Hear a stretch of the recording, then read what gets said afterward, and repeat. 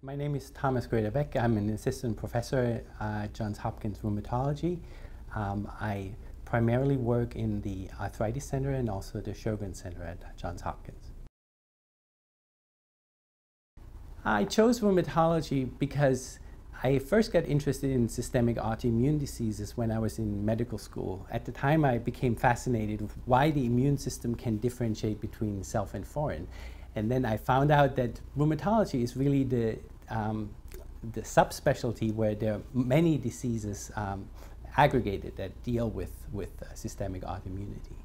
So the other part to it is that I really like taking care of patients over time. Many of our diseases are chronic diseases, so you build a relationship with the patient and you see them over time, you help them through life, and it is not just a one-time visit. Those were the main factors that really drove me into rheumatology. I chose to come to Johns Hopkins because I felt that there is an incredible spectrum of autoimmune diseases that we see here in our division.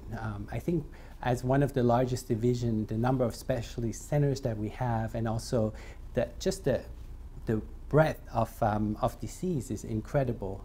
And I felt that there's a really incredible commitment from the support staff up to the research staff and also the colleagues, and frankly, it makes it just a fun place to work at. Yeah, I think what I value most about my work is on the patient care side, I alluded to that earlier, is really to build a strong relationship with the patient and be able to help them through their disease and really take away that unknown and the dread of having a chronic disease. While we can't cure a lot of our diseases at this point, there are many more things that we can do now than we could do just a few years ago, and that is a very exciting perspective. I have a couple of research interests, in fact. In the Arthritis Center, we treat patients with inflammatory arthritis, which is the majority of patients that I see. What is less well known is that many of these patients have also other manifestations of their disease.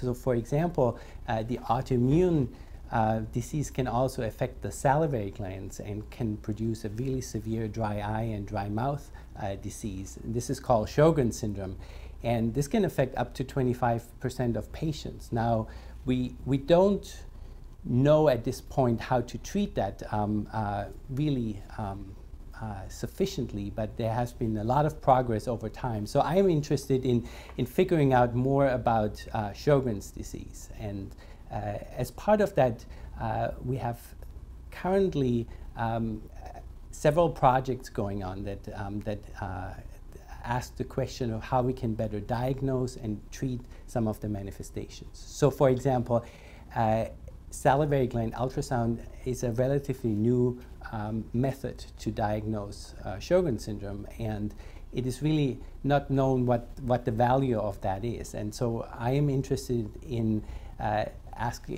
answering questions about how salivary gland ultrasound may be replacing other more invasive diagnostic procedure, and also what salivary gland ultrasound may provide in terms of long-term prognosis, because some of our patients get lymphoma, and the ultrasound may help us to define better who may be at risk.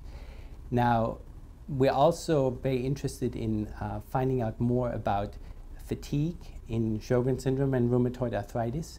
And as a first step, we want to find out what exercise can do to help patients with fatigue in Sjogren's syndrome. So we are currently doing a study where we use Fitbits in order to get patients more active, and then we ask them how that may help to improve their daily quality of life and their energy, basically. Now, this ties into another research interest of mine, which is electronic health records. I think we're in an incredible stage where we can use electronic health records to really understand the patients better than we could ever before. But this requires, of course, that we really capture the important information on a patient in a way that we can really go back and look what does that mean. And so I'm interested in developing tools to better understand that. And one example for is the use of tablets for patients for answering questions in the waiting room. The other one is monitoring patients over time in our patient portal, which is an internet-based access between physician and patients to answer questionnaires. And then the idea is to combine that with biomarker studies to find out more about Sjogren's and fatigue in the long run.